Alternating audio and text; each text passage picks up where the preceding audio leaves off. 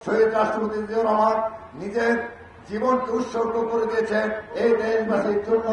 এই বাংলাদেশ জাতীয়তাবাদী দলের বর্তমান চেয়ারম্যান জনাব তারেক রহমান আপনাদের নিয়ে একটা মানবিক বাংলাদেশ, ক্ষুধামুক্ত বাংলাদেশ, সন্ত্রাসমুক্ত বাংলাদেশ, মাদক মুক্ত একটি বাংলাদেশ, স্বনির্ভর বাংলাদেশ করতে চান।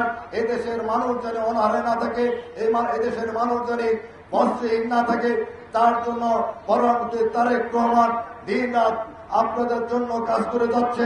আমরা যদি অসহায় মানুষের পাশে দাঁড়াই, দুস্থ মানুষের পাশে দাঁড়াই, আমরা যদি যাদের খাদ্যের অভাব ভোগ করছে, আমরা যেন তাদেরকে খাদ্য নিয়ে তাদের পাশে নিয়ে দাঁড়াই।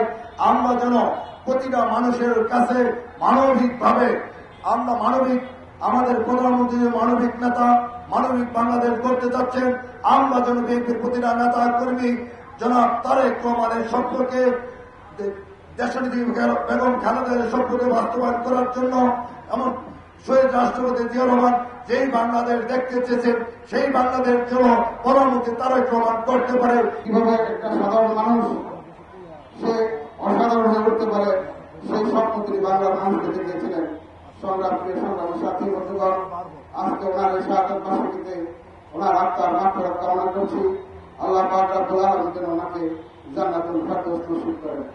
সংগ্রামী সাথী বন্ধুগণ, আপনারা জানেন ওই 90 স্বৈরাচারী এরশাদ সরকার যখন গণতন্ত্রকে হত্যা করে একটি একদলীয় শাসনতন্ত্র কায়েম করতেছিল, তখন আমাদের প্রান্তীয় নেত্রী দেশনেত্রী বেগম খালেদা জিয়ার নেতৃত্বে এই দেশে যে গণতান্ত্রিক আন্দোলন হয়েছিল, সেই আন্দোলনে ওই স্বৈর শাসনকে দেশ থেকে উৎখাত করে একটি গণতান্ত্রিক সরকার আবার নতুন করে প্রতিষ্ঠিত করেছিলেন আমাদের প্রান্তীয় নেত্রী দেশনেত্রী বেগম খালেদা জিয়া। আমরা দেশনেত্রী, আপনারা জানেন বর্তমান প্রধানমন্ত্রী বাংলাদেশের সাধারণ মানুষের জন্য কাজ করছেন। তিনি ইতিমধ্যে 31 দফা কর্মসূচির কিছু কর্মসূচি ইতিমধ্যে সাধারণ মানুষের হাতে পৌঁছে দিয়েছেন। তিনি ফ্যামিলি কার্ড সাধারণ মানুষের হাতে দিয়েছেন। তিনি কৃষক কার্ড সকল কৃষকদের হাতে দেওয়া শুরু করেছেন। ইনশাআল্লাহ এই মানবিক প্রধানমন্ত্রী আগামী দিনে একটি নতুন বাংলাদেশ তৈরি করবেন। আমরা সবাই ওনাকে সহযোগিতা করব।